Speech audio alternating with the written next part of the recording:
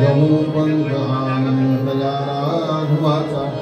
सुखा सारिधे पूर्ण वैराग्याचे वसिष्ठा परिज्ञान योगेश्वराचे कवी वाल्मिका सारिखा मान्य ऐसा नमस्कार माझा सद्गुरु रामदासा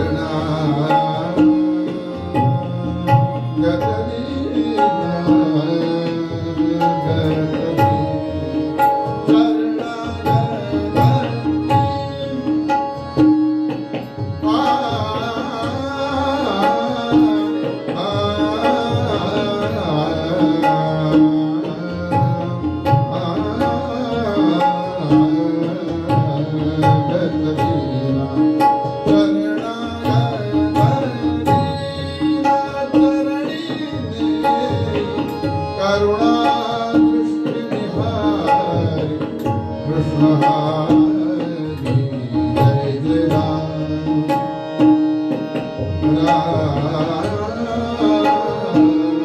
हरि जय जय राम।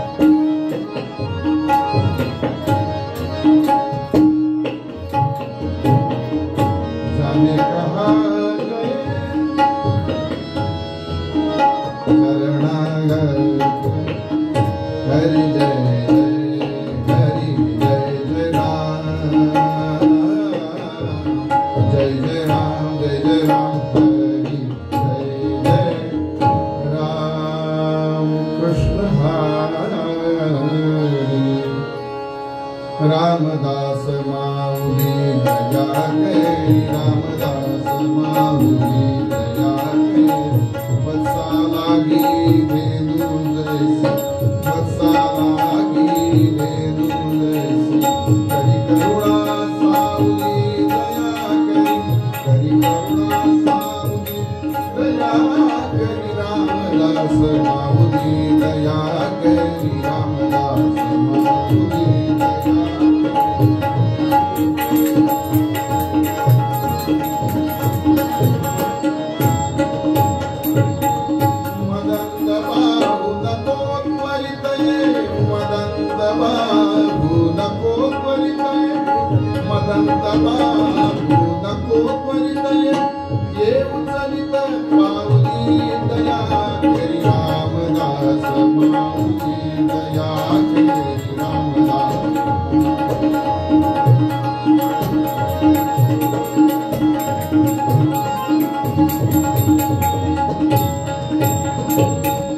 जय राम जतन जावरी जय राम तन जावरी तन जावरी तन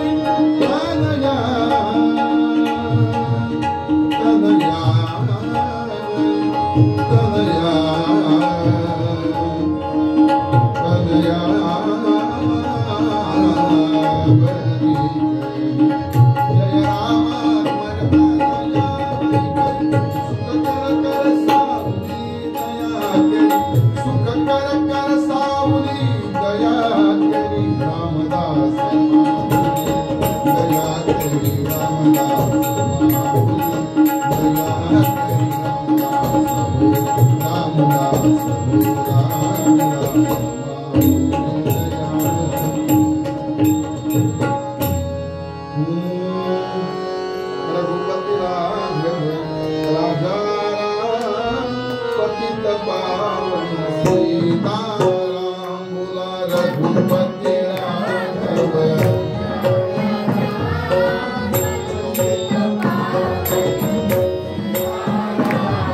रघुपति राघव राजा पतित पावन सीताराम रघुपति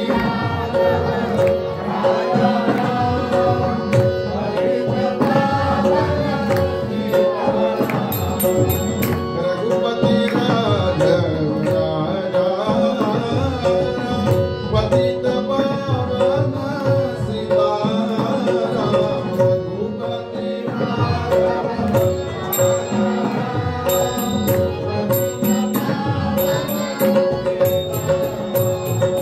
रघुपति राघव राजा पतित पावन सीताराम रघुपति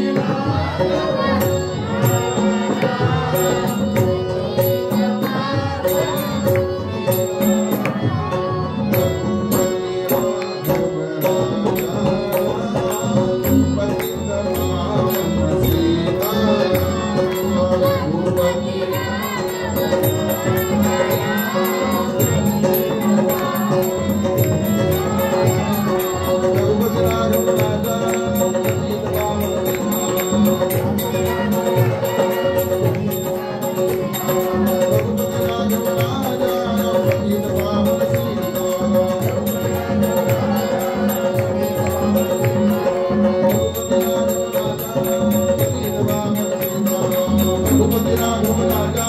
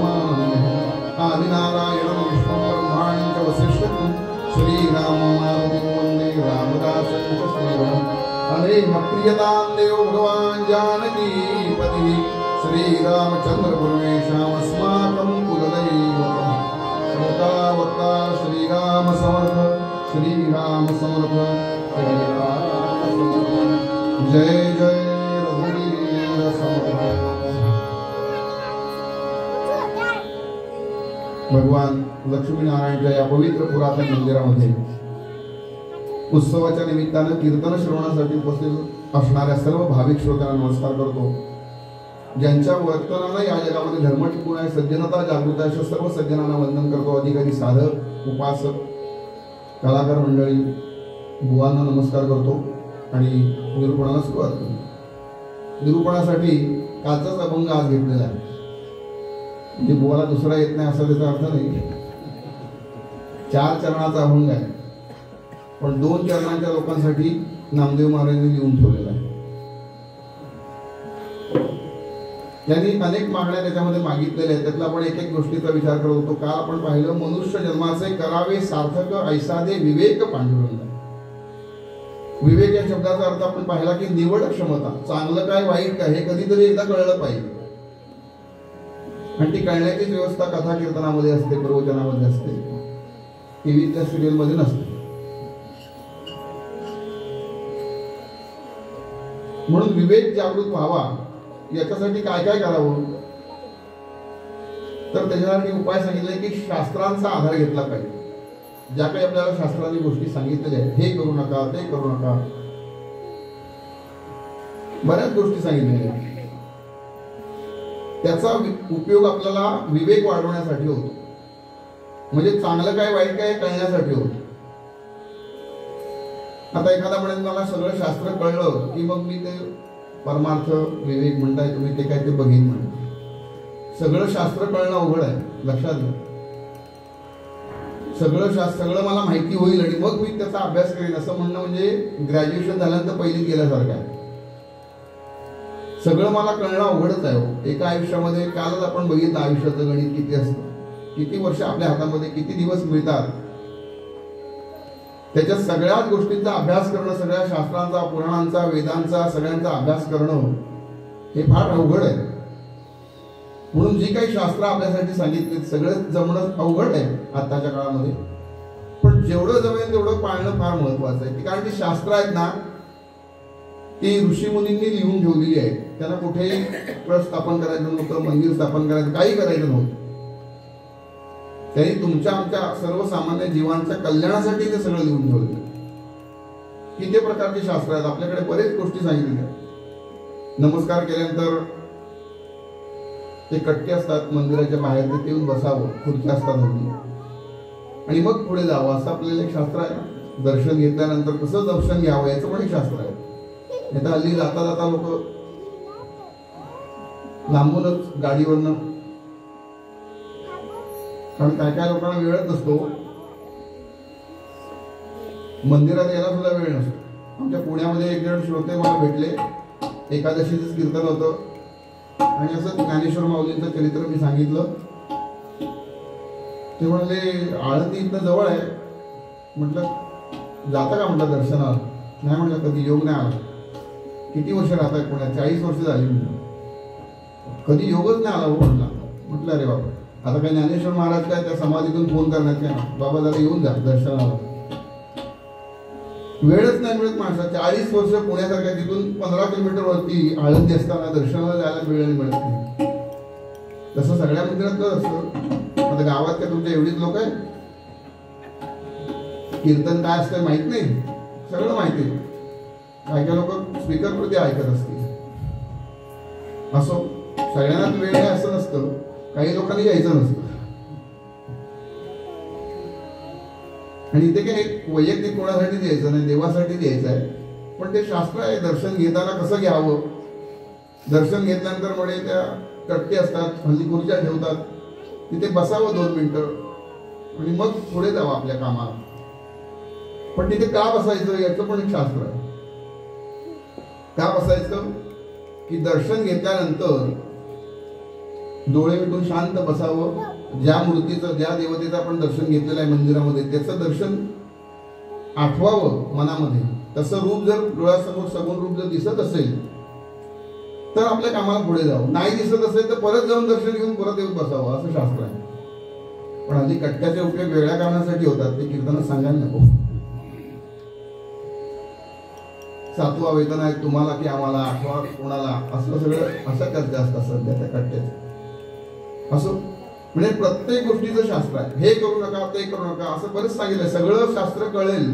म्हणजे ज्ञानेश्वर माऊलींनी वर्णन केलंय की वाघाच्या नाकातला केस काढून आणणं आणि तो नागमणी असतो ना, तो आपण ऐकलेला आहे बघ, त्या नागमण्यामध्ये तो ओवणं, म्हणजे तो आणि ते गळ्यात घालणं किती अवघड आहे. जिवंत वाघाच्या म्हणतोय मी.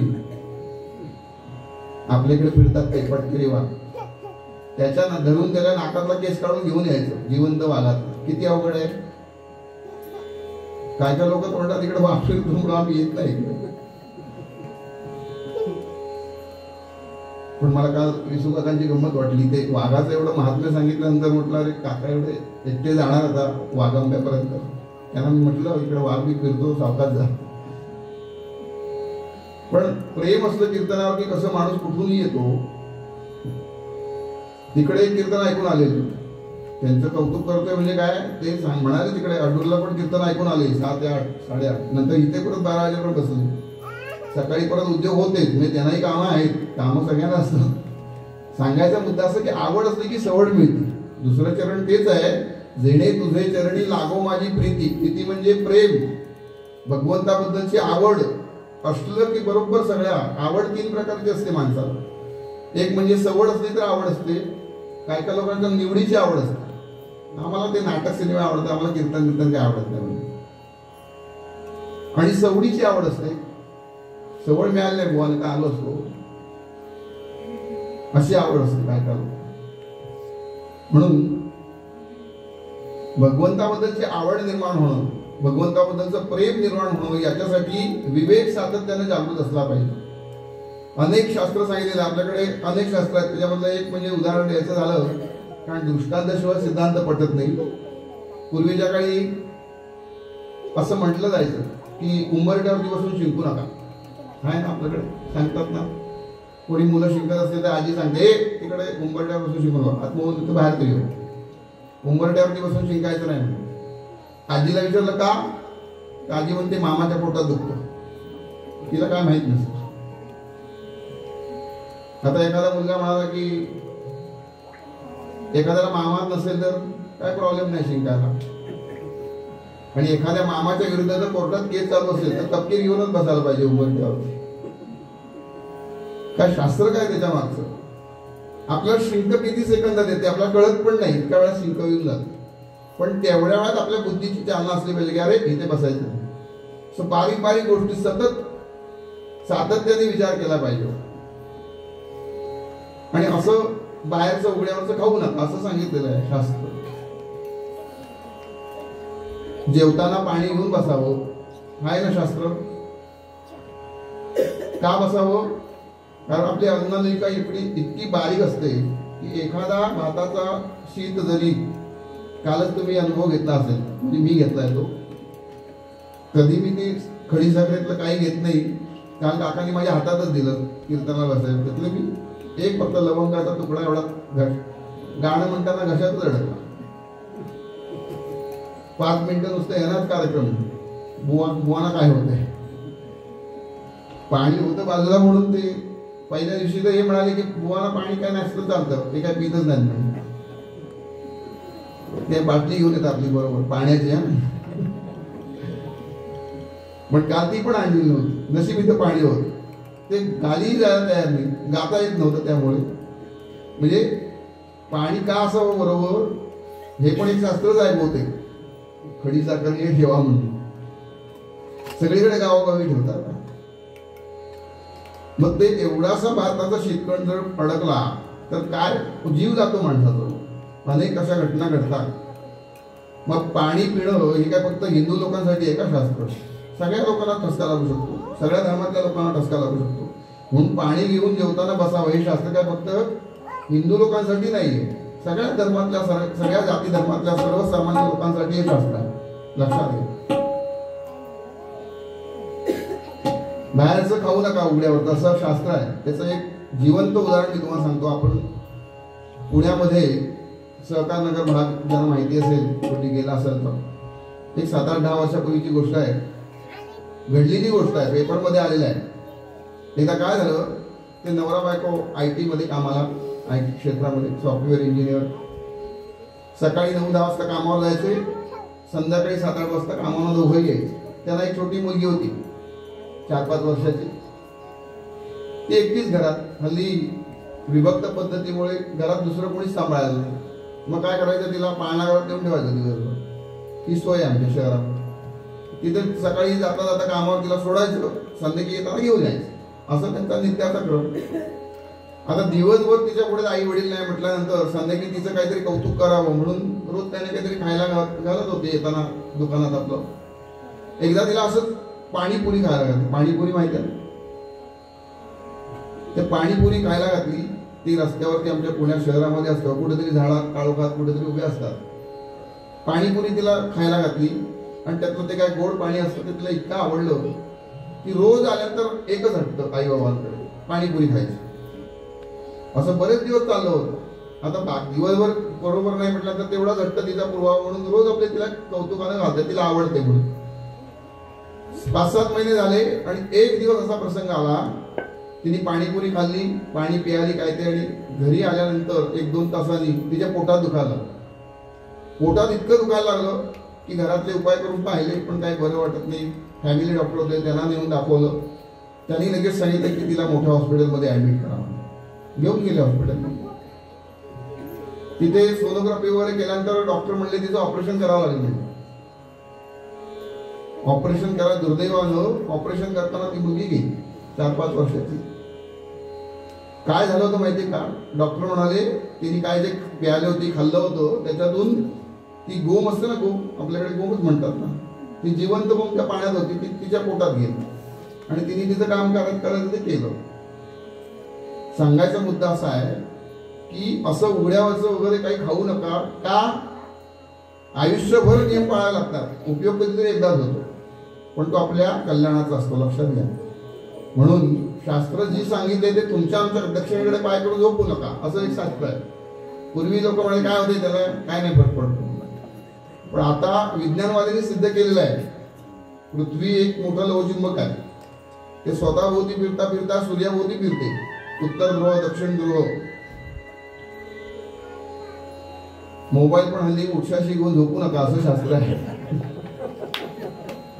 तिकडे बरं या गावात थोडी रेंज कमी असल्यामुळे मोबाईलवर बोलण्याची संख्या कमी दिसते, पण ते पण एक शास्त्र आहे नवीन. कारण त्याच्या रेंज त्या त्रासदायक असं सगळे सांगायला लागलेत आता. पण हे पण एक शास्त्राचा भाग आलाय नवीन. ते काही ऋषींनी सांगितलेलं नाही, पण ते आपल्या प्रत्येकाच्या अनुभवानेच ते माणसं लहान मुलांना मोबाईल देऊ नका, हे पण एक शास्त्रच झालं. त्यामुळे दक्षिणेकडे पाय करून झोपू नका. का तर उत्तर ध्रुव दक्षिण ध्रुव, तर मोठा लवचुंबक आणि आपलं शरीर पण एक चुंबकीयच आहे.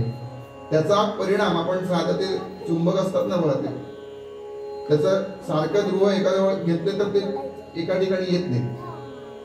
तसाच परिणाम आपल्या शरीरावर सुद्धा होतो. म्हणून दक्षिणेकडे पाय करून झोपू नका असं शास्त्र. म्हणून शास्त्र सगळी आपला विवेक वाढवण्यासाठी, हे लक्षात घ्या. आणि असा हा विवेक पांडुरंगा तू आम्हाला दे असं नामदेव महाराज मागणं मागतात. म्हणून मनुष्य जन्माचे करावे सार्थक, ऐसा दे विवेक पांडुरंगा. जेणे तुझे चरणी लागो माझी प्रीती, ऐसी देई संगती पांडुरंगा. जेणे तुझे चरणी लागो माझी प्रीती. प्रीती या शब्दाचा अर्थ आहे प्रेम. भगवंतावरती प्रेम कर. खरंच आहे, आपण बाकी सगळ्या गोष्टीवरती प्रेम करत असतो. हा माझा आहे, तो माझा आहे, नातेवाईक माझे आहेत. वास्तविक नातेवाईक ते नातेवाईक असतात. आमची बुवा गमतीने म्हणतात, नातेवाईक कधीही वेळेवरती येत नाही, नंतर येतात सर्व. आम्हाला उशिरा कळलं, आलो असतो वेळ, काही उपयोग नसतो त्याचा. पण आपण सगळे काय काय नाती ते आपल्या मनाच्या विरुद्ध असतं, पण आपल्याला त्यांच्या लग्नाला जावं लागतं नाती टिकवण्यासाठी. मनात नसतं पण जावं लागतं, करावं लागतं. पण आपण भगवंताला कधी म्हणतो का माझा होशील का, माझा होशील का? बघा, आपण अखंड प्रेम करावं अशी एकच जगातली गोष्ट आहे, ती म्हणजे भगवंत. बाकी आपण सगळ्या व्यवहार म्हणून सगळ्यांवरती प्रेम करत असतो. आमच्या पुण्यामध्ये रिक्षावरती मागे लिहिलं असतं, यांच्या नाही, तुमच्यासाठी काय पण. चिंचवडला येतो म्हटलं की नाही म्हणतात. यांचा व्यवसाय नाही लक्षात, मला माहिती आहे, यांना मी बरेच वर्ष ओळखतोय. पण आमच्या पुण्यातली गंमत आहे, आम्ही कधी ट्रेननी वगैरे प्रवास करता आलो ना की आधी रिक्षावाल्यांनाच विचारतो तुम्ही कुठे जाणार. कारण आम्ही म्हटलं इकडे जायचं तर ते नाही म्हणतात. मग आम्ही त्याला तुम्ही कुठे जाणार तर म्हटलं तिकडे, मग आम्ही येत नाही. म्हणजे उलट व्हायला लागला. आपण ज्या गोष्टीवर प्रेम करतो ना त्याला मर्यादा आहे. सांगायचा मुद्दा असा आहे की मर्यादा आहे. काकांची रिक्षा आहे, पण त्यांना म्हटलं आम्हाला खालपर्यंत आणून सोडावं. आता इथे पावसाळ्यात ते येतील का खाली? आता रिक्षा खाली अडकून राहते. मर्यादा आहे ना, म्हणजे पण वरती पण आणून सोडणार, खाली नाही. बुवाला पण रोज इथपर्यंत आणून सोडू शकले असते, पण आता पाऊस पडते, बुवा तुम्हाला वरतीच उतरावं लागेल, इकडनंच या तुम्ही, असं आहे. म्हणजे व्यवस्था आहे सगळी, पण मर्यादा आहे त्या गोष्टीला. तसं प्रत्येक गोष्टीला मर्यादा आहे. आता पंखा छान वाटतोय, ऑक्टोबर उन्हाळा आहे, बरं वाटतंय. अजून 1-2 महिने गेले म्हणजे नोव्हेंबरचा पाऊस पूर्ण झाला, जानेवारीत नाही पडला, डिसेंबरमध्ये नाही पडला तर थंडी येईल असं अपेक्षा करूया. तेव्हा हे पंखे लावून बसवलं तुम्हाला तर काय होईल? म्हणजे आता हे बरं वाटतंय, पण नंतर 1-2 महिने बरं नाही वाटणार आहे. पंखे बंद करा म्हणतील. म्हणून प्रत्येक गोष्टीला मर्यादा आहे. पुण्या मुंबईमध्ये फ्लॅट घेतात माणसं 4थ्या मजल्यावरती. त्या पूर्वीच्या काळी लिफ्टला परमिशन नव्हती 4थ्या मजल्यापर्यंत. फ्लॅट घेतला, तरुण वय होतं. नंतर वय जसं वाढत चाललं तसं आता लिफ्ट नसल्यामुळे 4-4 मजले बुवा चढवत नाही. पाय दुखायला लागले, डोकं दुखायला. सुरुवातीला घेताना त्या फ्लॅटचा आनंद होता, पण आता 4 महिने चढवत नाही म्हटल्यानंतर दुःख सुरू झालेलं. म्हणून प्रत्येक गोष्टीला मर्यादा आहे. पण अमर्याद प्रेम करावं अशी जगामध्ये एकच गोष्ट आहे, ती म्हणजे भगवंत. लक्षात घ्या. म्हणून नानक महाराजांचं सुंदर पद आहे. ते म्हणतात या जगावरती आपण प्रेम करतो ना, ते सगळं करायचंय, व्यवहार म्हणून सगळ्या गोष्टी करायच्या आहेत. पण 7व्या पडद्याच्या आड अशी एक कुंगाळ बांधून ठेवली पाहिजे की आपलं या जगात भगवंताशिवाय दुसरं कोणी नाही. लक्षात घ्या. जगत में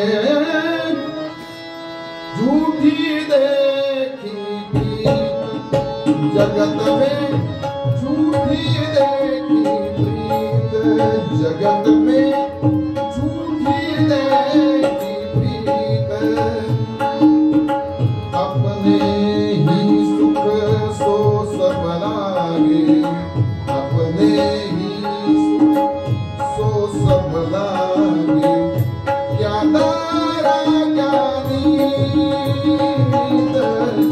क्या दारा ज्ञानी, जगत में झूठी देखी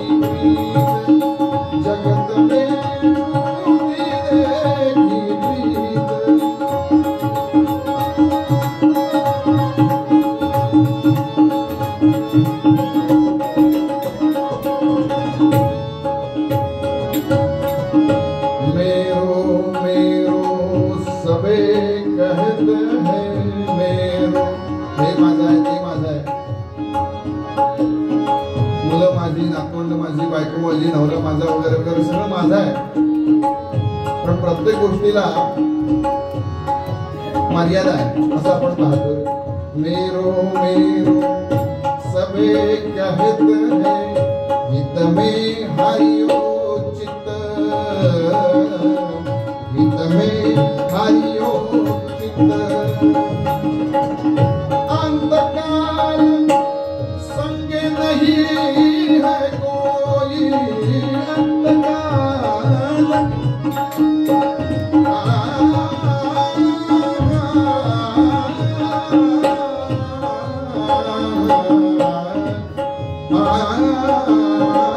अंतकाल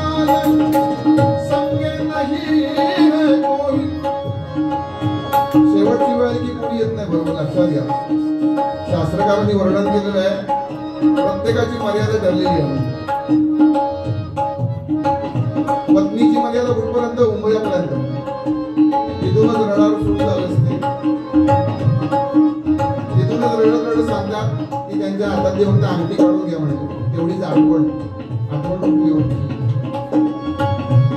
मित्रमंडळी असतात ती स्मशानभूमीपर्यंत येतात म्हणजे त्याच्या पुढचा प्रवास प्रत्येक जीवाला स्वतःला करायचा असतो. लक्षात घ्या.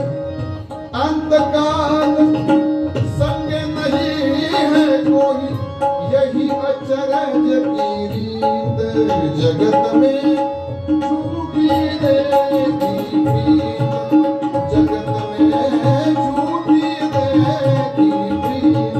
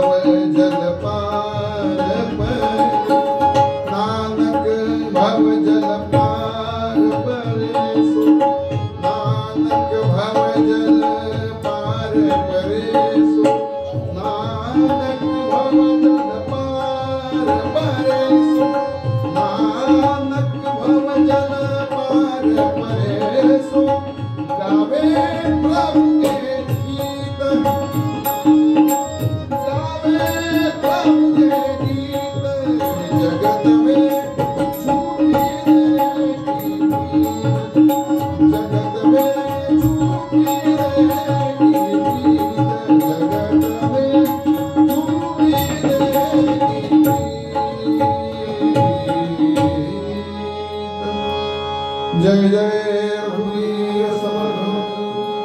नानक भवजल पार परेसो, गावे प्रभू के गीत, जगत में झूठी देखी प्रीत. म्हणून अमर्याद प्रेम करावासी जगात फक्त एकच गोष्ट आहे ती म्हणजे भगवंत. लक्षात. मी मगाशीच म्हटलं प्रेम म्हणजे आवड, भगवंताबद्दलची आवड. त्याच्यामध्ये 3 प्रकार सांगितले, सवडीची आवड, निवडीची आवड आणि आवडीची आवड. तसं नास्तिकांमध्ये पण तेच आहे. काय काय लोक म्हणतात नाही देव वगैरे या जगात वगैरे काही नसावं, पण आपल्या पूर्वजांनी सांगितले म्हणून आपलं चालू आहे परंपरा. काही लोक खात्रीने सांगतात की या जगात देव नाही, म्हणजे खात्रीने म्हणजे त्यांची खात्री असते ती, देवाला विचार करा असं म्हणणारे पण आहे. त्यांना त्यांचं नाव काय माहिती आहे ना आपल्याला, श्रीराम हे नाव लागू नाही असे ते देवाला म्हणतात विचार करा, त्यांनी कामाला ठेवलंय. पण असे काही नास्तिक मंडळी आहेत, मला कधी कधी अशी गमतीने वाटतं की ते नास्तिकांचाच उद्धार आधी होईल की काय. कारण आपल्यापेक्षा जे भगवंतावरती प्रेम करणारे आहेत, भगवंताचे भक्त म्हणतो आपण, आपल्यापेक्षा सुद्धा ती माणसं जास्ती देवाचा विचार करतात. नकारात्मक होईना पण देवाचा विचार करतात. रोज त्यांच्या चर्चा असतात, देव नाही देव नाही देव. रावणाने पण विरोध भक्तीच केलेली आहे. रावणासाठी वास्तविक पाहता हात फेल म्हटलं असतं तर चाललं असतं, कशाला रामाने यायला पाहिजे होतं. पण राम सुद्धा त्यांना मारण्यासाठी, त्यांचा उद्धार करण्यासाठी आले, म्हणजे त्याची भक्ती तेवढी होती हो. कंसाने पण तेवढीच भक्ती केली, त्याला माहिती होतं भगवान गोपाळकृष्णाबद्दल किंवा देवांबद्दलचं सगळं ज्ञान त्यांनाही होतं. पण अशी भक्ती करावी, विरोध भक्ती सुद्धा करायची असेल ना तर तेवढी ताकदीने केली पाहिजे, तरी सुद्धा भगवंत येतो, लक्षात घ्या. कारण भगवंताचं वचनच आहे, जो मेरे नाम पर मैं उसके काम पर, जो कुठल्याही कामानिमित्त का होईना, कशा निमित्त का होईना माझ्या पुढ्यात येत असेल पायाजवळ, तर त्याचा उद्धार करण्याची जबाबदारी फक्त भगवंताची, लक्षात घ्या. पण वाईट मार्गाने जाण्यापेक्षा आपण चांगल्या मार्गाने जावं ना, म्हणून तर ही कथा कीर्तन चालू आहे, म्हणून चांगला मार्ग अवलंबावा. पण तेवढी तोडीची भक्ती पण करता आली पाहिजे. हो, तेवढं शक्य आहे का? मध्यमवर्गीय माणसांचं तसं काही नसतं, सगळं मध्यम असतं.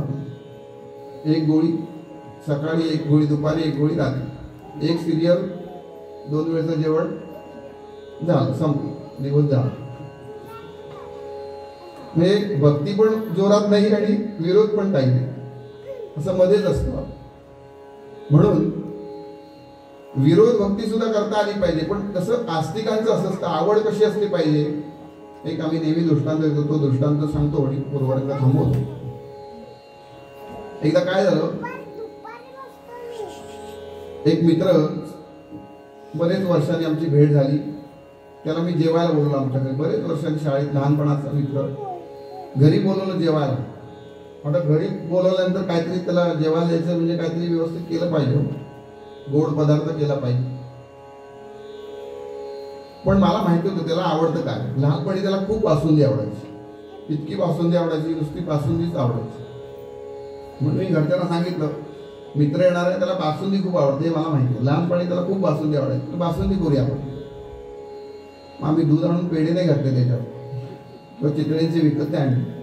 5 लिटर दुधाचे अर्धा लिटर बासुंदी केली. म्हणजे किती आठवलं असेल विचार करा. हे मी काही केलेलं नाही, त्यामुळे सांगायला काय हरकत नाही. पण घरच्यांनी केली, भरपूर झाली. तो एकटा येणार होता, जेवण बसला, सगळं झालं. तर बासुंदी आवडते म्हणजे काय, फक्त बासुंदीचे पातळे फळत नाही ठेवत, बाकीचे पण पदार्थ करायचे. पोळी, भाजी, आमटी, भात सगळं केलेलं होतं. आणि त्याला मी सांगितलं, मला माहिती आहे तुला बासुंदी आवडते, म्हणून मुद्दाम बासुंदी करायला सांगितलेली आहे, भरपूर प्यायचे म्हणून.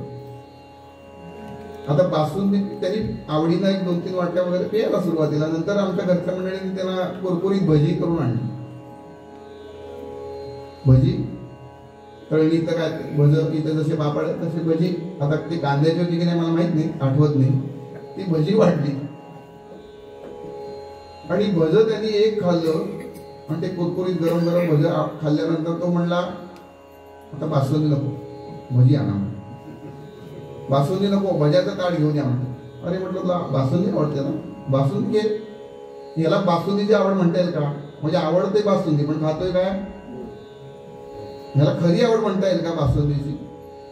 तसं भगवंताबद्दलची आवड खरी असेल ना, खरी, तर काय वाटेल ते झालं तरी चालेल. जिथे माझं कल्याण आहे त्या गोष्टीसाठी मी जाणारच, ते करणारच, असं भगवंताच्या बाबतीत वाटलं पाहिजे. आवड असेल की देहाला कष्टही होतात, लक्षात घ्या. आपल्या नातेवाईकाबद्दल समजा कोण परदेशातून येणार असेल, मुलगा परदेशात असतात हल्ली, आई वडील वयस्कर घरी राहत असतात, कधीतरी 6 महिन्यांनी, वर्षांनी, 2 वर्षांनी मुलगा येणार असतो. आई वडिलांचं वय झालं, बादली सुद्धा उचलत नाही, अशी परिस्थिती आहे. पण विचारला, आजोबा काय करताय, गाडी कशाला धुताय एवढी, बादल्या घेऊन जाऊ? ते बोलले, नाही उद्या आमचा मुलगा येणार आहे म्हणून. बादली उचलत नाही तरी गाडी धुतायत, घर साफ करतायत, त्याला आवडणारे पडदे लावतायत, सगळं करतायत. का? तर मुलगा येणार आहे. प्रेम आहे ना त्याच्यावर. त्रास होतोय शरीराला, पण त्याच्या प्रेमाखातर आपण सगळ्या गोष्टी करतो. तसंच भगवंताच्या बाबतीत जर प्रेम असेल तर त्रास हा होणारच आहे. देहे दुःख ते सुख मानित जावे, असं समर्थांनी वर्णन केलेलं आहे. सदा सर्वदा प्रीती रामी धरावी, सदा सर्वदा प्रीती रामी धरावी, सुखाची स्वय सांगी करावी. देहे दुःख ते सुख मानित जावे, विवेकी सदा सस्वरूपी राहावे. इथं पण विवेक शब्द वापरला. देहे दुःख ते मुद्दाम ओढून काही दुःख आणायचं नाहीये, पण भगवंतावरती ज्यांचं प्रेम आहे त्यांना काहीतरी कष्ट करावेच लागतात. आरतीला उभं राहायचं, इथं बसतात की नाही मला माहित नाही, पण उभं राहून आरती करायची. पूर्वी आपल्याकडे होतं गणपती 2-2, 3-3 तास उभं, कारण प्रेम होतो. आजही तुम्ही इथे बसलाय, श्रवण करताय, देहाला कष्ट आहेत, जागरण होतंय, सगळं मान्य आहे, पण याची नोंद भगवंत लक्ष्मीनारायण कधी विसरणार नाही आपल्या लक्षात. एखादं एवढं केलेलं काम सुद्धा भगवंत वाया घालू देत, स्वतःकडे कुठली गोष्ट ठेवत नाही. तसं झटकून टाकतात ना, तसं कुठलंही कर्म भगवंत आपलं फुकट करून घेणार. एखादा कागदाचा कपटा जरी उचलून टाकला असेल बाहेर तर ते सुद्धा लक्षात ठेवणार आहे बघा, लक्षात घ्या. म्हणून देहाला त्रास होतो याचा अर्थ आपलं त्याच्यावरती प्रेम आहे. आणि म्हणून असं प्रेम करायचं असेल, वाढवायचं असेल, ती आवडीची आवड म्हणतात ती निर्माण करायची असेल तर त्याच्यासाठी सुद्धा मागणं मागितलंय नामदेव महाराजांनी पुढच्या चरणामध्ये. जेणे तुझे चरणी लाभो माझी प्रीती, ऐसी देई संगती पांडुरंगा. लक्षात घ्या, 99.99% लोक हे संगतीवरती जगत असतात. जशी ज्याला संगती लाभते तसा तो वाढत जातो. 1% असं असतो, 1% मनुष्य असे असतात की जे सज्जन असतात आणि ते दुर्जनात जाऊन जरी बसले ना तरी ते सज्जन त्यांना करून टाकतात, ते बिघडत नाही. याच्या उलटही एखादा दुर्जन असेल आणि 100 जणात जाऊन बसला सज्जनांच्या तरी तो चुळबुळच करणार, तो काही बदलत नाही. तो 100 लोकांना बिघडवण्याचा प्रयत्न करतो. हे 1% लोक असतात, पण 99.99% लोक संगतीवरती जगतात. म्हणून संगती कुणाची आहे त्याच्यावरती आपला परमार्थ अवलंबून, लक्षात घ्या. म्हणून संतांची संगती धरावी असं सांगतात नामदेव महाराज. मागणं मागतात, स्वतः संत पदाला असल्याने सुद्धा म्हणतात, जेणे तुझे करणी लागो माझी प्रीती, ऐसी देई संगती पांडुरंग. आणि संगतीचा, संत संगतीचा महत्व काय आहे तुकाराम महाराजांनी एका अभंगामध्ये वर्णन केलेलं आहे. ते म्हणतात, संतांची या गावी प्रेमाचा सुतार, संतांची या गावी प्रेमाचा सुतार. अभंग नीट ऐकलेलाच आहे पण शब्द नीट ऐका, म्हणजे त्याच्यावरती निरूपण करायला नको. आणि मी माझ्या पद्धतीचं नाही, तुकाराम महाराजांचे शब्द आहेत, काय त्यांनी वापरले शब्द नीट ऐका. प्रेमाचा सुतार नाही तडमळ, हो नाही तडमळ, दुःख लेश दुःख लेश, संतांची या गावी प्रेमाचा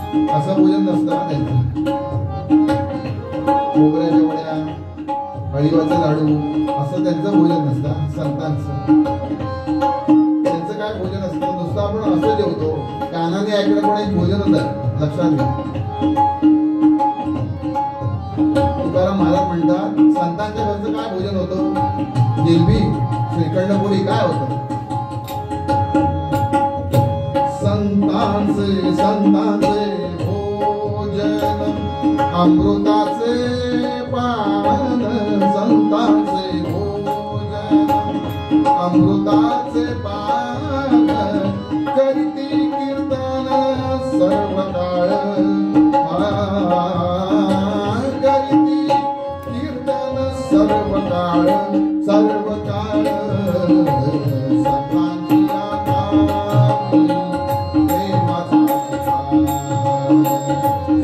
संतांची या गावी गावी गावी प्रेमाचा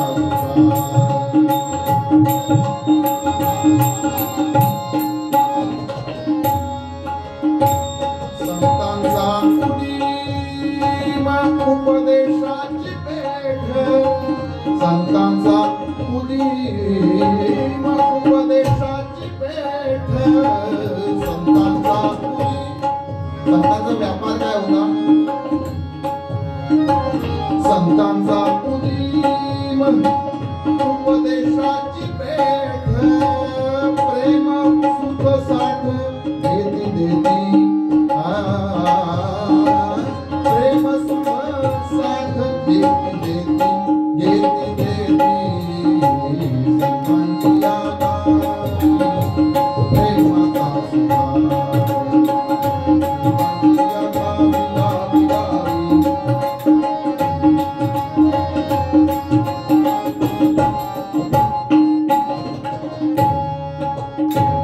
तुका म्हणे तेथे आणि नाही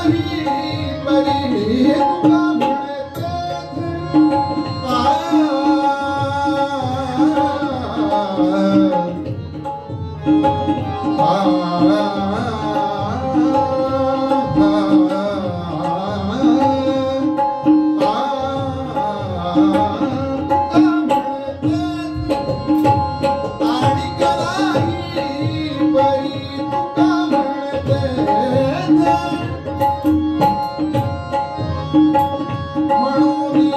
भिकारी झालो त्यांचा भिकारी झालो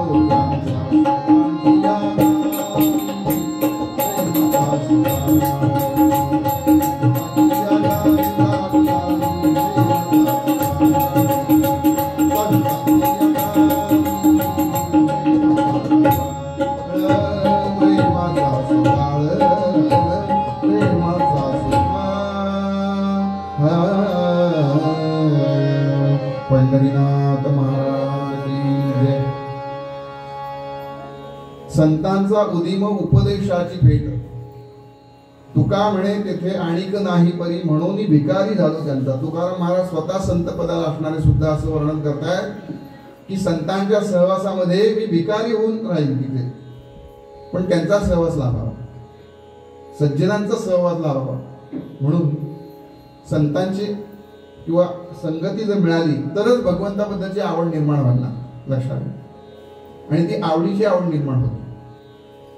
नंतरच्या चरणामध्ये इह परलोकींचे असावे वैराग्य ऐसे देई भाग्य पांडुरंगा. इह म्हणजे आत्ताच, जे आपण व्यवहारामध्ये अनेक गोष्टींचं सगळ्या गोष्टींची साठवणूक करत असतो. हे माझं आहे, ते माझं आहे, हे आहे, ते आहे, घरात वस्तू आहेत, हे आहे, ते आहे, बरंच असतं. पण त्याच्याबद्दल सुद्धा कधीतरी वैराग्य आलं पाहिजे. नाही तर कान तुटलेल्या कपापासून हात तुटलेल्या खुर्चीपर्यंत सगळं ना असू दे,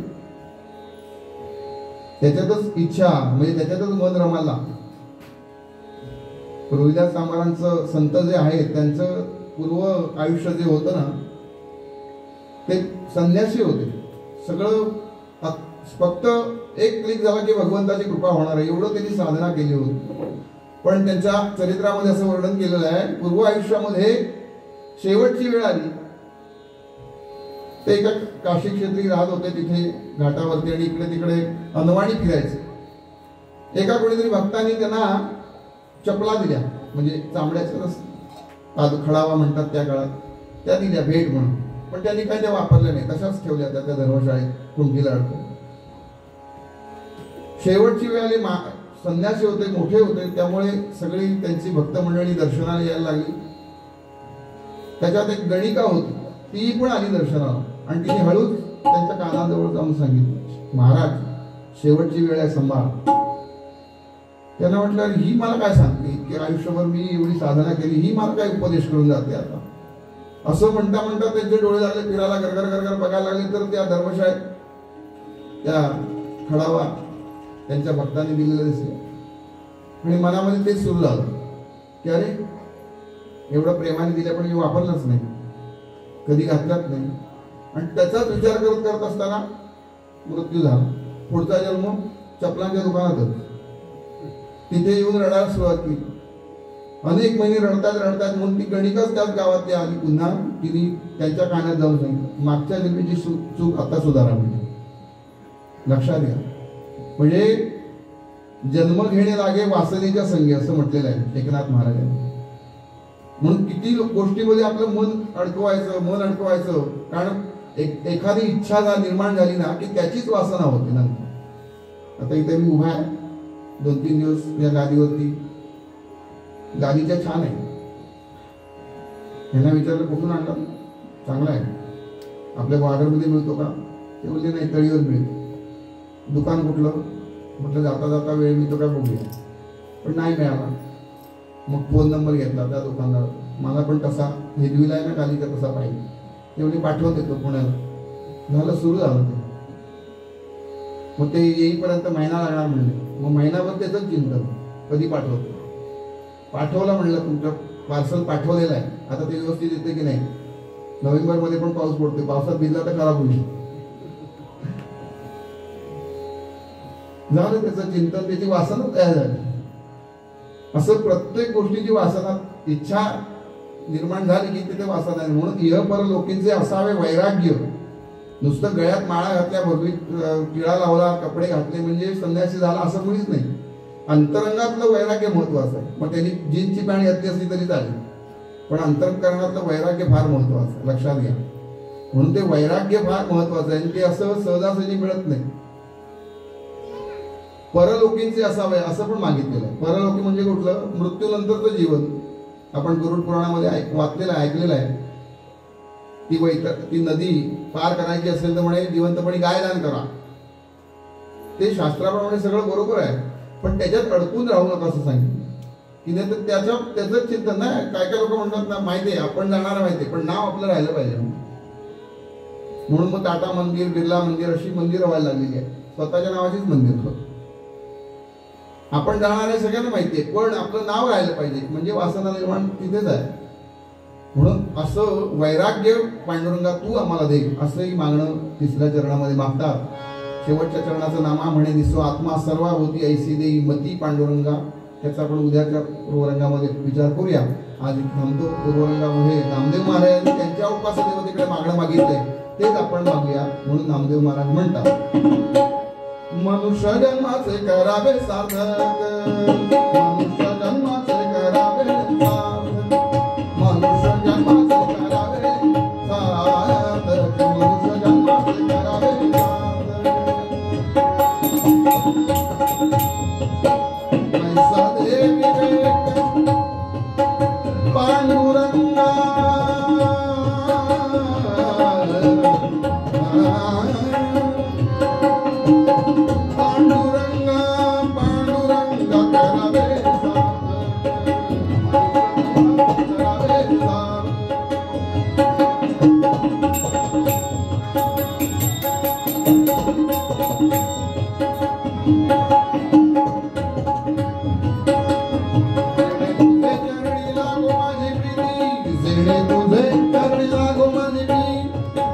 ऐसी देवी संगती पांडुरंगा, ऐसी देवी संगती पांडुरंगा, पांडुरंगा करावे सार्थक, मनुष्य जन्माचे करावे सार्थक, मनुष्य जन्माचे करावे सार्थक, करावे सार्थक, करावे सार्थक.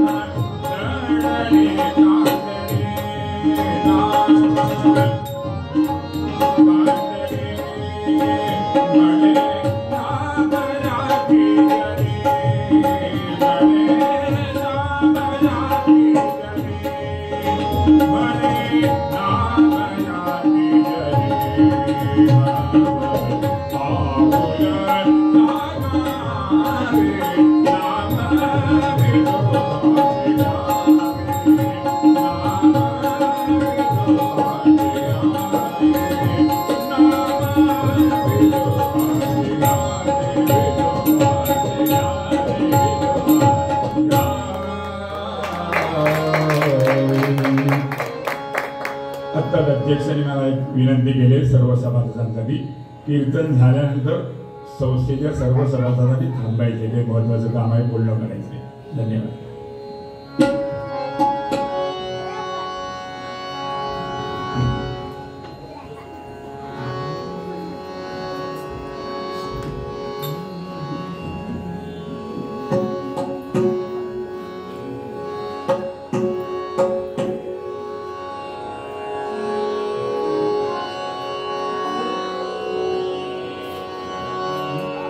कीर्तनाच्या पद्धतीप्रमाणे 2 मिनिटं नामस्मरण करूया.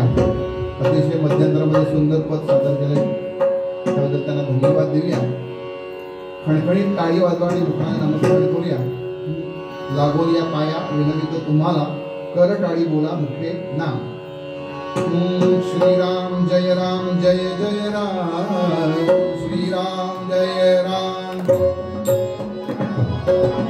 श्रीराम जय राम जय जय राम श्रीराम जय राम जय राम श्रीराम जय राम जय जय राम श्रीराम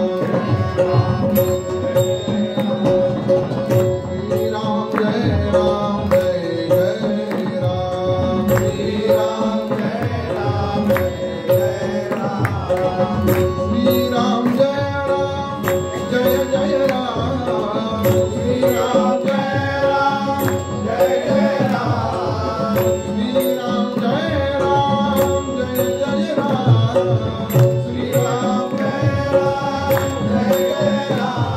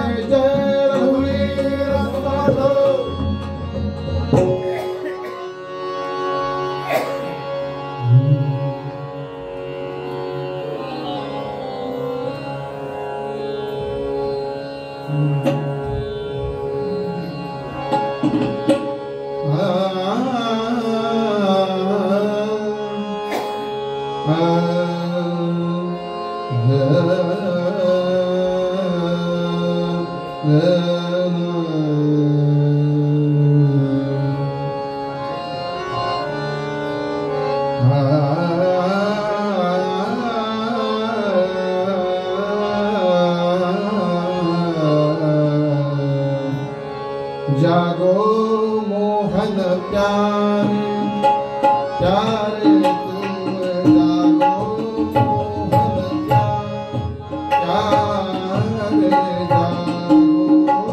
मोहन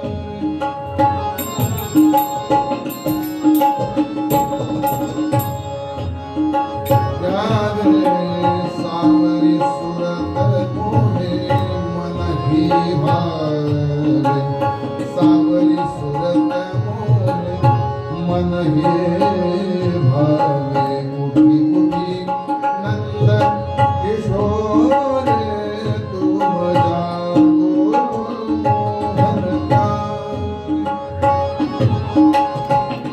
जागो मोहन जागो मोहन प्यार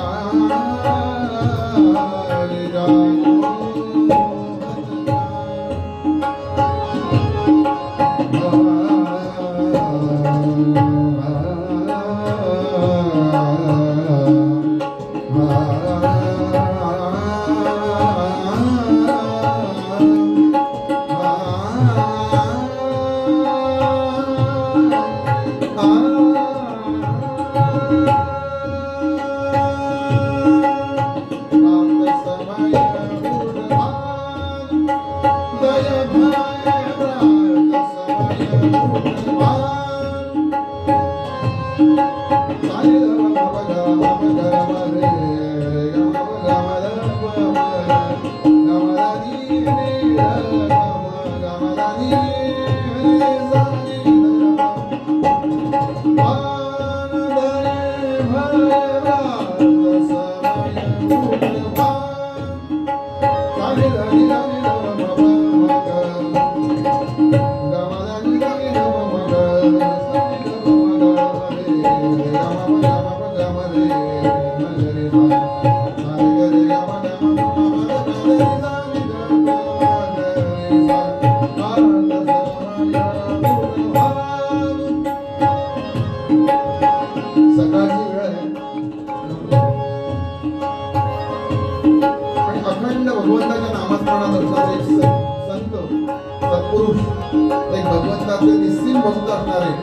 गुजरात प्रांतामध्ये जुनागड या ठिकाणी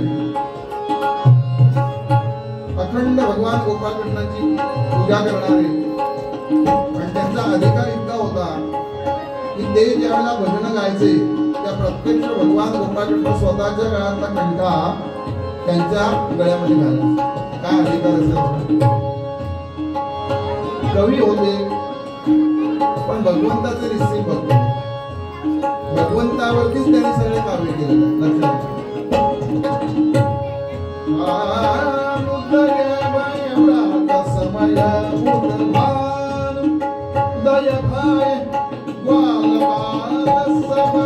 भूपती आवे तुम्हारे दर्शन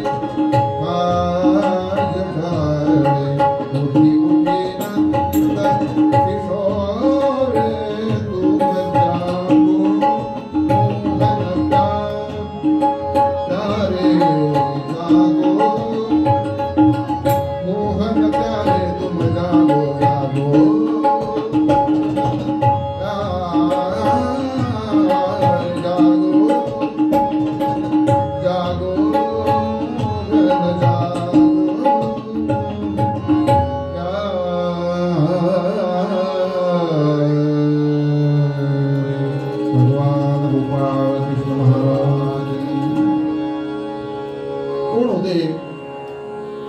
गुर्जर देशी झाला, गुर्जर देशी झाला नागर वंशात मेहता नरसी.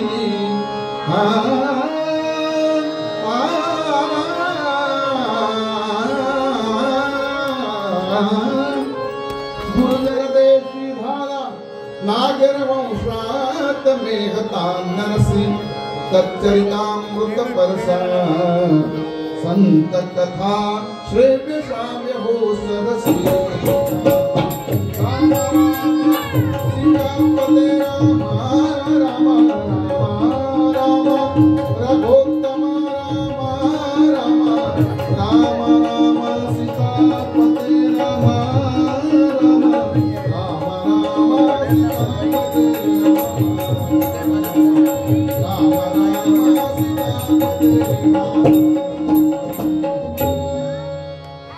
गुर्जर देशी झाला नागर वंशात मेघता नरसी.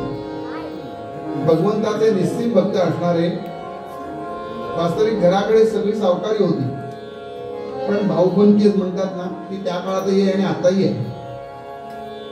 आपल्या कोकणातल्या सगळ्या जमिनी बांधामध्येच गेलेल्या सगळ्या हद्दीतच सगळं वाटत. अशी सलग काही जमीन राहिलीच नाही कोणाची. त्यामुळे आमच्या इकडे एक तुकडा आहे, तिकडे पलीकडे एक तुकडा आहे. त्यामुळे आपल्याकडे कुठलं शेती पंप वगैरे घेणं अवघड व्हायला लागलं. सगळ्यांच्या परमिशन घ्या हे करा ते. हे पूर्वीपासून आहे, त्या काळातही होत. त्यांच्या बंधूंनी त्यांना फसवलं असं वर्णन केलेलं आहे, पण त्यांना त्याचं काही नव्हतं. ते अखंड भगवंताच्या नामस्मरणामध्ये दंग असणारे. त्यांची पत्नी माणिकबाई यांचं नाव. त्यांना 2 मुलं होती. मुलाचं नाव श्यामलदास, मुलीचं नाव कुंवरबाई. आणि ते धर्मशाळेत राहत होते. गावाच्या बाहेर धर्मशाळा असायची, त्या धर्मशाळेत राहायचे. अखंड भगवान गोपाळकृष्णाची भजन करायचे. गावातली मंडळी यायची ऐकायला. त्यांच्या वाणीमध्ये प्रासादिकता होती. मी मगाशीच म्हटलं, प्रत्यक्ष भगवंत स्वतःच्या गळ्यातला कंठा काढून त्यांच्या गळ्यामध्ये घालत असत, असं वर्णन केलेलं आहे. आणि मग एक दिवस काय झालं, यांचा प्रपंच असा होता. आता धर्मशाळेत राहायचे म्हटल्यानंतर काय असणार, जळमट लागायला एकही घरात काही नव्हतं, वस्तूच नव्हती. त्यामुळे जळमट व्हायला पण प्रश्न नाही, काहीच नाही घरा. लहान मुलं, मुलगा एक 10 वर्षाचा, मुलगी 8-9 वर्षाची, असं वय. भगवंताचे भक्त आहेत, गावातली सगळी लोक त्यांना मानत होती. पण एक दिवस पत्नी म्हणाली की घरात काहीच नाही, काहीतरी आणा घरामध्ये. मुलांना काहीतरी 4 दिवस मुलं उपाशी आहेत, काही खाल्लेलं नाहीये, नुसतं पाणी पिऊन खात आहेत. मग मात्र ते म्हणाले की काहीतरी केलं पाहिजे व्यवस्था. म्हणजे काही नाही, त्याचंही त्यांना काही वाईट वाटत नव्हतं. ते म्हणजे ठीक आहे, काहीतरी घेऊन येतो म्हणाले. आणि बाहेर पडले, बाजारामध्ये गेले. त्या वेळच्या पेढी होती, किराणा दुकानाचे व्यापारी, त्यांच्या तिथे गेले दुकानामध्ये. आणि त्या व्यापाऱ्याने सांगितलं की काहीतरी मला वस्तू पाहिजे घरामध्ये, मुलाबाळांसाठी काहीतरी खाऊ वगैरे द्या. फक्त एक सांगतो की आत्ता मला द्यायला तुमच्याकडे काही पैसे नाहीये, त्यावेळेला काही आणे असतील, रुपये असतील, ते नाहीये. पण मी तुमचे पैसे पूर्ण केल्याशिवाय जाणार नाही म्हणाले. पूर्ण करणार. ते म्हणजे काय नको, आम्हाला तुमचा अधिकार माहिती आहे. तुम्ही रोज त्या मंदिरामध्ये भजन करता, आम्हाला तिकडे काही येणं शक्य होत नाही व्यवसायामुळे. पण अनायसे तुम्ही आमच्याकडे आलाय तर आम्हाला काही देऊ नका म्हणाले. फक्त 2 भजनं फक्त आमच्या इथे म्हणा, झालं. ते म्हणले चालेल, ठीक आहे. जयास ज्याची आवडी वैद्य दे त्याला तैशीची पोळी, असं आहे. ज्याला आवडतंय तेच जर त्याला खायला दिलं. डायबिटीस वाला म्हटलं की तुम्ही गोड खा बिंदास, ही गोळी घेतली ती भरपूर खाऊ शकता, तर तेच खायला सुरुवात करतात. तसं त्याला काय, त्यांना म्हटलं की आपल्या भगवंताचं नामस्मरण घ्यायला सांगताय, आनंदाचा विषय म्हणून. त्यांच्याकडे काय होतो, काय पेटी तबला काय होतं, काही नाही. 1 तारी होती. एक तारी घेऊनच सगळीकडे फिरायचं. त्या दुकानात बसले आणि सुरू केलं भजन.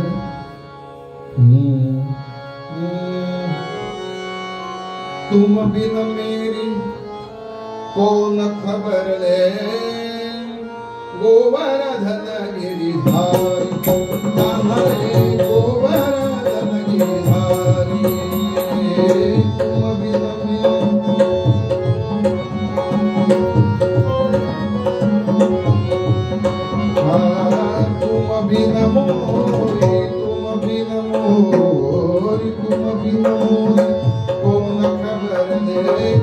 गोवर्धन गिरिधारी कान्हा रे गोवर्धन गिरिधारी हरी सभामो द्रौपदी ठाणे हरी समामो द्रौपदी ठाणे राखो लाज हमारी कान्हा रे गोवर्धन गिरिधारी कान्हा रे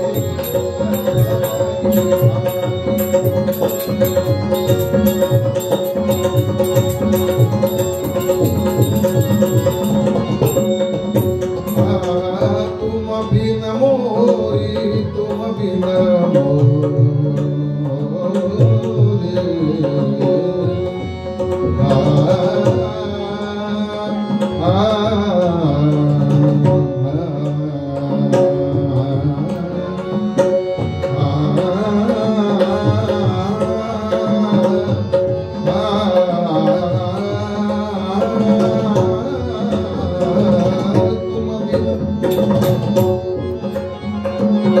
भजन सुरू केलं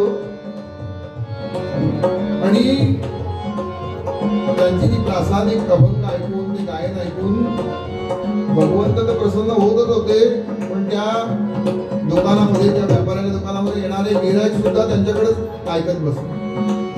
सकाळी सुरू झालेलं भजन दुपारपर्यंत चालू राहिलं. तो मालक होता तो पण शांत चित्ताने एकाग्रतेने तो सगळं ऐकतोय. कामगार होते दुकानातले, त्यांना सांगितलं होतं त्यांना जरा काही चुरमुरे वगैरे फुटाणे द्या म्हणून ते पुड्या बांधत होते. ते त्यांचं गाणं ऐकता ऐकता फक्त हातच असं आलं होतं. ते वर्ष रीळ असतं ते सगळं संपलं, पण ते गाणंच ऐकत बसलं. सगळे एकाग्रतेने तन्मयतेने ऐकताय. ते एकावरती एक भजन गायला सुरुवात केली त्यांनी. सकाळी सुरू झालेलं भजन दुपारी 2 वाजले 3 वाजले आताच्या भाषेत तरी संपायला तयार नाही. दुपारची वेळ झाली, याला काय आले नाही मालक म्हणून घरच्या एका नोकराला पाठवलं होतं मालकीन बहिणी. त्यांनी लांबून पाहिलं, तोही ऐकत होता थोडा वेळ, पण नंतर तोच सावध झाला, आपल्याला कशाला पाठवले म्हणून मालकांना जागं केलं. म्हणाले उठा चला, म्हणजे वाद्य किती घरात बोलवले तुम्हाला, ह्याची वेळ होऊन गेली. हे बघितल्यानंतर ते मालक संतापले. नरसिंहला म्हणतात, तुम्हाला मी एक भजन गायला सांगितलं, तुम्ही किती वेळ गात बसलात म्हणले. चला म्हणजे काही नाही देणार तुम्हाला, सरळ व्यवसाय बुडाला म्हणणार. त्याचंही त्यांना काही नाही. तसेच आले घरात. मुलांना वाटलं काहीतरी बाबा काहीतरी खायला घेऊन येतील, काहीतरी आणतील म्हणून वाट पाहताय. असे दिवसांदिवस चालू आहेत. आणि मुलं सुद्धा अशी घरातली गरिबा घरची हुशार असतात. ती भगवंताचीच भक्त होती. मुलांना पण त्यांनी अशीच सवय लावली होती, नामस्मरण अखंड घ्या. आणि अखंड नामस्मरण असणारं हे कुटुंब. एक दिवस त्यांच्या घरी असा प्रसंग घडला की कुणीतरी व्यापारी म्हणा, कोणीतरी श्रीमंत असं त्यांच्या दारासमोर रथ घेऊन आला धाव. त्यांनाही काही आश्चर्य नाही वाटलं कोण आले, पण बाकीच्या लोकांना आश्चर्य वाटलं आजूबाजूला. म्हणजे कोण आहे त्यांच्याकडे, कोण आले ते म्हणजे कोणाचं तरी देणं वगैरे असेल. बरीच लोकांची चर्चा सुरू झाली. काही काही लोकांचं असं असतं, काही माहित नसतं कोणाबद्दल, उगाच चर्चा करत असतात. एका नळाच्या पाण्यावरती एक बाई सांगत होती, त्या शेजारीकडे ना असं झालं होतं काल. त्यांनी त्यांच्याकडे आरडाओरड ऐकायला होतं, काट्यांचा आवाज येत होता सगळं. नाही म्हणे त्यांच्याकडे कसं आहे, सासू सासऱ्यांचं काहीतरी चाललेलं असेल किंवा त्या सुनबाईचं आणि त्या सासूचं काही पटत नाही, असं तसं बरेच चर्चा सुरू झाल्या. नाही म्हणजे त्यांचे दीर आले होते ना, त्यांची काहीतरी भांडणं झाली वगैरे वगैरे. नंतर त्या सुनबाई त्या घरातल्या ज्या होत्या त्या आल्या पाण्यात डोळे असं चोळत चोळत. आणि तिथे आल्या आल्या त्यांनी विचार, काय हो काय झालं तुमच्याकडे काल रात्री एवढं आवाज येत होता. तर काही नाही, आमच्या घरात थोडे उंदीर फार जास्त झाले होते. आमचे भाऊजी हे सगळी मंडळी रात्रभर उंदीर मारत होते. म्हणजे हो का, आम्हाला वेगळंच वाटलं म्हणून. तिकडे काहीतरी वेगळंच चाललं असतं आणि यांचं काहीतरी मनात लोकांच्या वेगळं असतं. तसंच त्यांच्याकडे रथ जो आला तर लोकांच्या चर्चा सुरू झाल्या. पण तो रथ कुणाचा होता, रथ पुरखाचा बहुत मजेचा, रथ पुरखाचा बहुत मजेचा, स्वान पुढे धावती दयाचा, स्वान पुढे धावती दयाचा, रथ पुरखाचा बहुत मजेचा, रथ पुरखाचा बहुत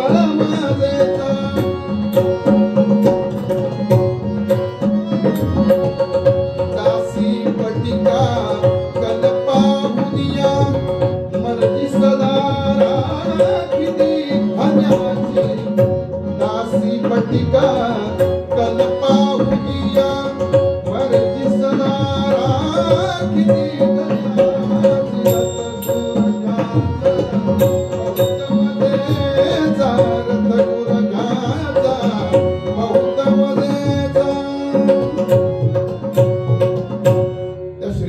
पुढे काही मंडळी आहेत, पाठी काही आहेत, दासी आहेत, बरोबर त्यांच्या दाही बोटामध्ये अंगठ्या आहेत, गळ्यामध्ये सोन्या मोत्यांचे दागिने आहेत, रेशमी तलम अशी वस्त्र घातलेली आहेत आणि ते श्रीमंत रथातून उतरले आणि त्या धर्मशाळेत ज्या ठिकाणी नरसिंहजी राहत होते तिथे आले. आता यांची अशी श्रीमंती होती, यांच्याकडे काय होतं, यांच्याकडे बसायला काय नव्हतं. त्यातल्या त्यात आपल्याकडे असतं स्वच्छ जे पायपुष्ण असतं तशा टाईपचं पण स्वच्छ, ते त्यांना बसायला दिलं. बसले तिथे. कोण होते हे? तर नरसिंहजींचे बालपणीचे मित्र होते. त्यांनी त्यांना पाहिलं नरसिंहजींकडे आणि त्याला इतका आनंद झाला. ते म्हणाले की तुमच्या चेहऱ्यावरचं तेज पाहून, तुमची एवढी भक्ती पाहून असं वाटतंय की आपलं पण मन असं अखंड भगवंताच्या ठिकाणी स्थिर व्हावं. मन लागो यार फकीरी में, मन लागो यार फकीरी में, मन लागो यार फकीरी में. भला बुरा जब सब कहते हैं, भला बुरा जब ओही कहते हैं, लागो यार फकीरी में, मन लागो यार फकीरी में, मन लागो यार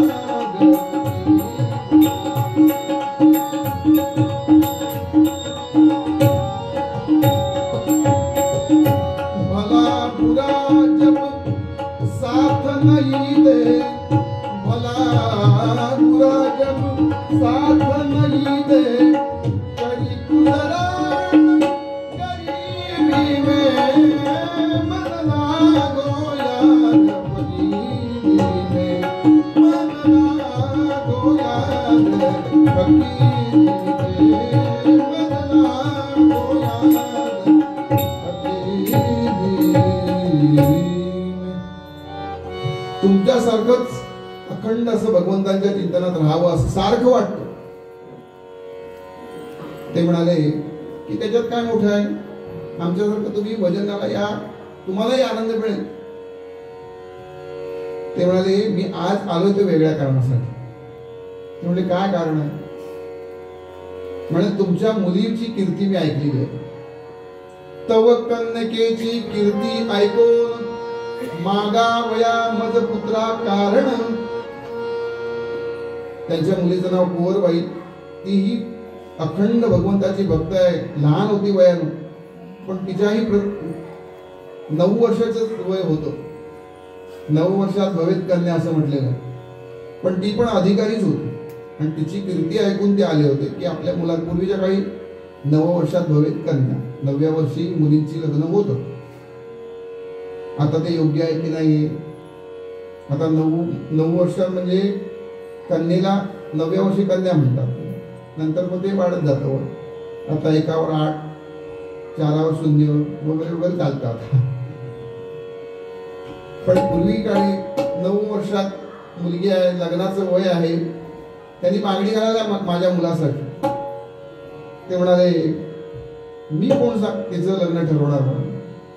त्या भगवंतानीच आम्हाला दिलेली आहे. तुमच्याशी जर नातं जोडायचं असेल तर ते होईल, नसेल होणार तर नाही होणार. मी काय सांगू, माझ्या हातात काय नाही म्हणा. पण प्रत्येक आई वडिलांना काळजी असते.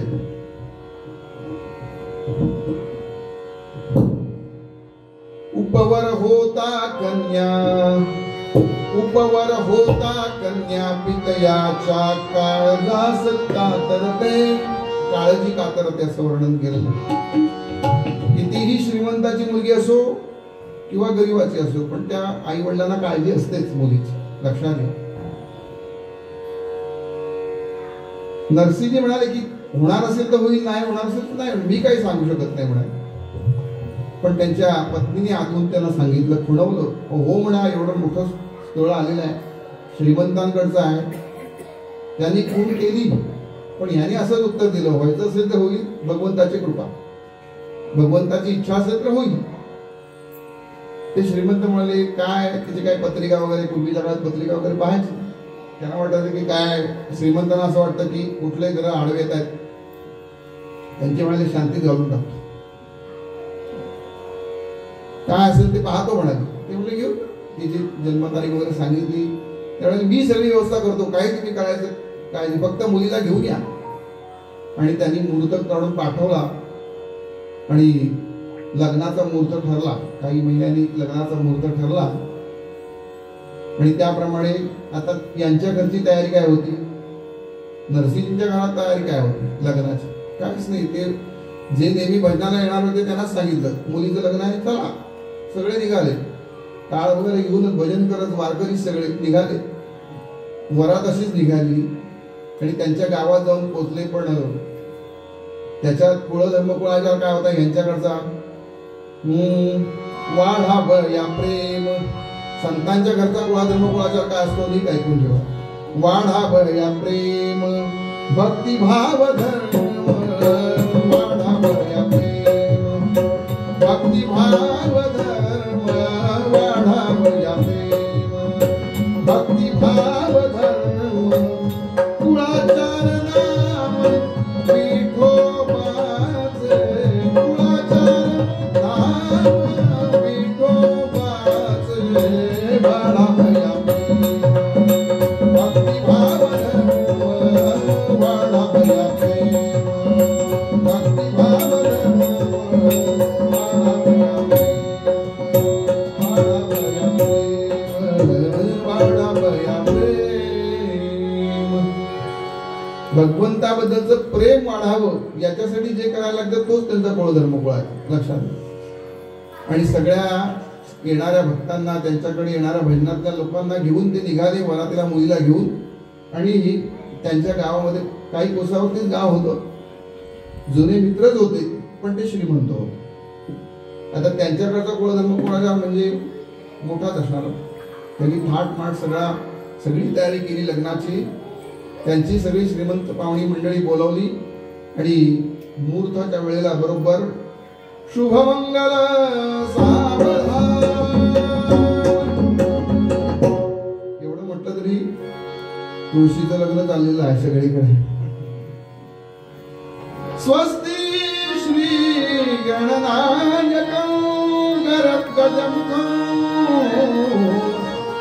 मोरेश्वरं सिद्धिदं बन्धं पूर्णं विनायकं चिन्तामणिसेवं लेण्याद्रिं गिरिजात्मनं गुरवं विघ्नेश्वरं मंगलं शुभमंगलं सावधान.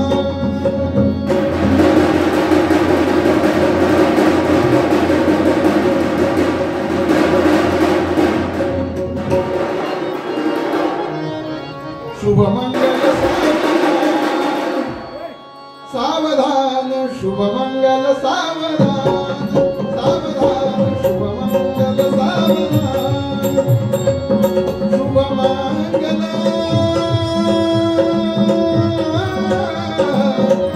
शुभमंगल शुभमंगल सावधान, सावधान शुभमंगल सावधान.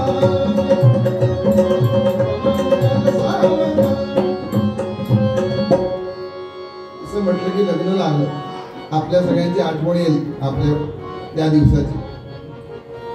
पण हल्ली मंगळाष्टक म्हणून काही सांग म्हणतात. आमचे बुवा एक गमतीने सांगतात, म्हणाले एका नातेवाईकाच्या लग्नामध्ये ना आजी आजोबांना फार मंगळाष्टक म्हणायची, मला म्हणायची. आणि ऐन वेळेला एक जण आजी आली, तिने काय ते लिहून आणलेलं होतं टला पण ते सगळं कुठेतरी नेमकं म्हणा बाईक हातात तिला म्हणा आजी, कागदच सापडे. तरी त्या आजी काही मागे सरळ तयार नाही. त्या म्हणायला लागल्या, म्हातारी उडली तळ्यात बुडली,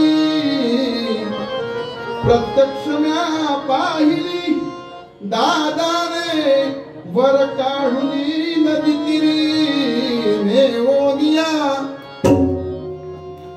आता याच्यात काय मंगल आहे? पण त्या हल्ली मंगळाष्टमीमध्ये गंमत जमतच असते. शहरामध्ये तर फार मजा असते. तर त्यांचं लग्न छान पार पडलं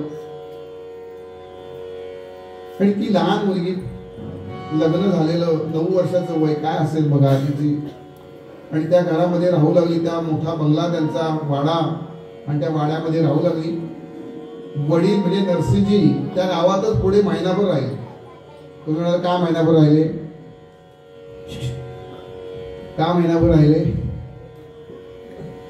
श्रीमंत होते म्हणून, त्यांच्या घरी गोडधोड खायला मिळतं म्हणून राहिले. मुळीच त्या पंचक्रोशीत जेवढी जेवढी काही मंदिरं होती त्या सगळ्या मंदिरात जाऊन भजन करायचं. त्या पंचक्रोशीत ती मंदिरं संपली म्हणून ते जायला निघाले. पुन्हा जाता जाता मुलीला जवळ घेतलं. कुरवाळुनी आननाते बोले बग नरसी कन्यकाते. त्या मुलीला जवळ घेतलं आणि सांगितलं, संपत्ती अथवा विपत्ती जैसी पडेल काळगती परी नामस्मरणाची स्थिती सोडूची नाही.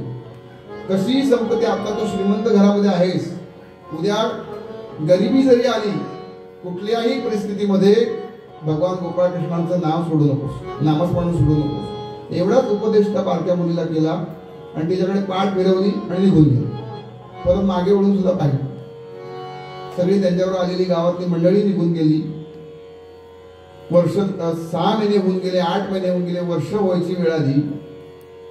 आणखी लहान 9 वर्षाची मुलगी, तिला आठवण यायला लागली. आईची, भावाची आठवण यायला लागली, वडिलांची आठवण यायला लागली. पण न्यायला आल्याशिवाय जाणार कसं? आणि दिवाळीचे दिवस आले. दिवाळीच्या दिवशी त्या भागामध्ये अशी पद्धत आहे, दिवाळी पाडवा असतो ना, त्या दिवशी वडिलांना मुलींनी ओवाळायचं असतं. म्हणून मुलींना आपल्या माहेरी घेऊन जायची. आपल्याकडे पण आहे अशी पद्धत, पण तिकडे ती जास्त आहे. मुलींना माहेरी घेऊन जायचं आणि दिवाळी पाडव्याला मुलगी आपल्या वडिलांना ओवाळते असं आहे. आणि ती वाट पाहते. तिच्या सगळ्या ज्या नणंदा होत्या त्या सगळ्या आल्या. सुरुवातीचं तिचं खूप कौतुक झालं, खूप कौतुक झालं. तिची सासूही तिला कौतुकाने सगळं करत होती. सगळं छान चाललेलं होतं वर्षभर. आणि दिवाळी पाडवा, दिवाळीचे दिवस सुरू झाले. गावातल्या सगळ्या मंडळींनी, श्रीमंत आहेत म्हटल्यानंतर त्यांच्याकडे सगळ्या पणत्या आणून टाकल्या. तेल काढणाऱ्या लोकांनी तेल आणून दिलं, आग लावणाऱ्या लोकांनी पेटवले. सगळं झगमगाट, सगळा श्रीमंतीचा थाट. ती मुलगी सातत्याने घरची आठवण काढते, वाट पाहते. मला आत्ता तरी बाबा इतके महिन्यांनी न्यायला येते. आणि तिच्या नणंदा आल्या होत्या त्यांच्या माहेरून, त्यांच्या सासरहून. हिला कोणी न्यायला आलेलं नाही. आणि तिची ती तळमळ पाहून त्या नणंदा मात्र तिची चेष्टा करायला लागल्या. आईचे म्हणजे तिच्या सासूबाईचे कान भरवायला लागले. म्हणले, बघ एवढा आपल्या दिवाळीचा सण सुरू आहे आणि तुझी सुनबाई म्हणे सातत कोपऱ्यात जाऊन रडत बसते, वडिलांची आठवण काढत असते म्हणे. असं तिच्या सासूबाईंचे कान भरवले. आता त्या नणंदांची ती आई होती म्हटल्यानंतर तिने पण तिचा सासूपणा दाखवायला सुरुवात केली. म्हणाले, शांत बस की म्हणे, घरात काय आहे खायला? खाया ना पुरी भाकरी, पूर्ण भाकरी कधी पाहिली का तुमच्या घरात? कशाला रडतेस भरल्या घरामध्ये? आणि कोणी येणार नाही तुला न्यायला, असंच बोलायला लागलं. आणि तिने सासूचा जो काही जात असतो ना तो तिला दाखवायला सुरुवात केली. नणंदा म्हणजे काय माहिती का, नणंदाचं वर्णन असं केलेलं आहे, आगपेटीतली काडी असते ना, पेटवून द्यायचं. तुम्ही का हसतात मला माहित नाही, पण असं चालतं. बरोबर भांडण लावून देतात सासूच्या आणि सुनेमध्ये. आता अशा नणंदांची ती आई आहे म्हटलं तर अशा 100 नणंदा एका ठिकाणी करून आणि त्यांचं ते मटेरियल तयार करून त्याच्यामध्ये जीव टाकला, ते कसं होईल? ते सासू त्यावेळेचं प्रोडक्शन आता बंद झालंय, आता चालत नाही तसं. आणि तिने बडबडायला सुरुवात केली होती. भर दिवाळीत तिला बडबडायला सुरुवात केली. सगळ्या त्या नणंदा टोमण्या आणतायत आणि तिला वाईट वाटतंय की तिला बोलता त्याचं वाईट वाटत नाही, ती तिच्या बाबांना बोलताय याचं तिला वाईट वाटतं, कारण त्यांचा अधिकार काय ते ती लहान असून तिला माहिती होतं आणि ते भगवंताला आवडणार नाही असं तिला सातत्याने वाटत होतं. पाडव्याचा दिवस आला आणि दिवसभर वाट पाहिली, त्या दिवशी तरी येतील. संध्याकाळची वेळ जवळ आली, कोणीच आलं नाही बाहेर. म्हणून तिने काय केलं, आता वडील नसेल तर तरी कोणाला ओवाळायचं, भगवंताला ओवाळायचं. म्हणून तिने ताटामध्ये एक निरांजन घेतलं आणि सौदामध्ये जाऊन त्या जुनागडाकडे वाट पाहत तिथे उभी आहे आणि वडील कोणीतरी येईल अशी तळमळीने वाट पाहते. दिवा ताटी घेऊन गोधुमाचा, दिवा ताटी घेऊन गोधुमाचा, दिवा ताटी घेऊन करंडा त्या संगीत कुंकवाचा, करंडा त्या संगीत कुंकवाचा, दीप लावून अक्षता करी घे, दीप लावून अक्षता करी घे, करून पितयाचे ध्यान उभी राही, करून पितयाचे ध्यान उभी राही, दिवा ताटी घेऊन गोधुमाचा.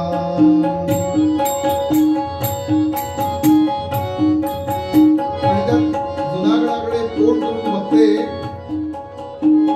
आता आणि इकडे नरसिंहजी काय करत होते, ते अखंड भगवंताच्या नामस्मरणामध्ये गुंतले. मी गेले 2 दिवस एक वाक्य म्हणतो, जो मेरे नाम पर मैं उसके काम करो. नरसिंहजी भगवंताचं अखंड नामस्मरण घेत आहेत ना, मग त्या भगवंतालाच वाईट वाटायला. तो भक्त माझं नामस्मरण अखंड घेतोय, याचं कर्तव्य आता तिथे जाणं आहे. म्हणून भगवंतानी स्वतःच नरसिंहजीचं रूप घेतलं आणि तिने त्या अक्षतावरूनच टाकणार तिकडे तोंड करून तिकडे आपल्या गावाकडे. तेवढ्यात खाली नरसिंहजीच्या वेशामध्ये प्रत्यक्ष भगवंत तिथे आले आणि वडील आले ते लांबून तिने पाहिलं, धावतच खाली आली. त्या सगळ्या नणंदा सासू वगैरे सगळी घरात आलेली पाहुणी माणसं पाहतायत, तुम्हाला आलेच वाटते इथे वडील. शेवटी हाताला धरून तिने वरती आणलं, देवघराच्या बाजूला पाठ मांडला आणि तिथे बसवलं आणि तिने ओवाळायला सुरुवात केली. पण तीही अधिकारी होती आणि तिने बरोबर भगवंताला ओळखलं आणि भगवंताला ओळखून साष्टांग दंडवत घातलं आणि एकच प्रार्थना केली. बाकी सगळ्यांना ते नरसिंहजीच दिसत आहे, पण ही म्हणते, भगवंता माझी एकच इच्छा आहे की तुम्ही या घरामध्ये आलाय तर माझ्या बरोबर या सगळ्यांनाही तुमचं मूळ रूपातलं दर्शन होऊ द्या, माझ्या निमित्ताने का होईल. आणि तिने तळमळीने प्रार्थना केल्यानंतर तिथे नरसिंहजींचा वेश टाकला आणि प्रत्यक्ष भगवान गोपाळकृष्णांनी मूळ रूप ज्या रूपामध्ये तिने ध्यान केलं होतं त्या रूपामध्ये भगवंत प्रकट झाले. गोपाल कृष्ण भगवान की. आणि त्या सर्व घरातल्या मंडळींना सुद्धा त्या कुंवरबाईच्या निमित्तानं दर्शन झालं भगवंताचं आणि नरसिंहजींचा अधिकार काय आहे तेही त्यांच्या लक्षात आलं. असे नरसिंहजी त्या काळातले उत्तम भगवंताबद्दल अनेक पद त्यांनी लिहिलेली आहेत, काव्य केलेलं आहे. त्याच्यातलं सगळ्यात प्रसिद्ध काव्य म्हणजे आपल्या सगळ्यांना माहिती असलेलं, महात्मा गांधीजींना ते आवडायचं, ते म्हणजे वैष्णव जन हो.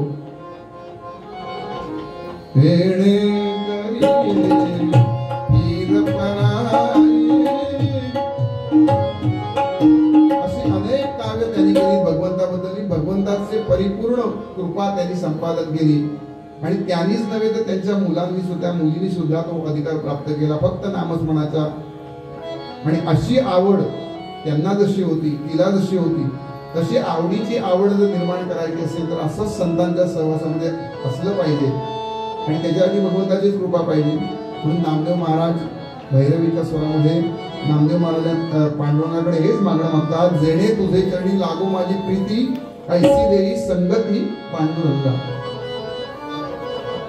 मनुष्य जन्माचे करावे सार्थक, मनुष्य जन्माचे करावे सापड ऐसा दे विवेक पांडुरंगा ऐसा दे विवेक पांडुरंगा करावे सापड मनुष्य जन्माचे करावे सापड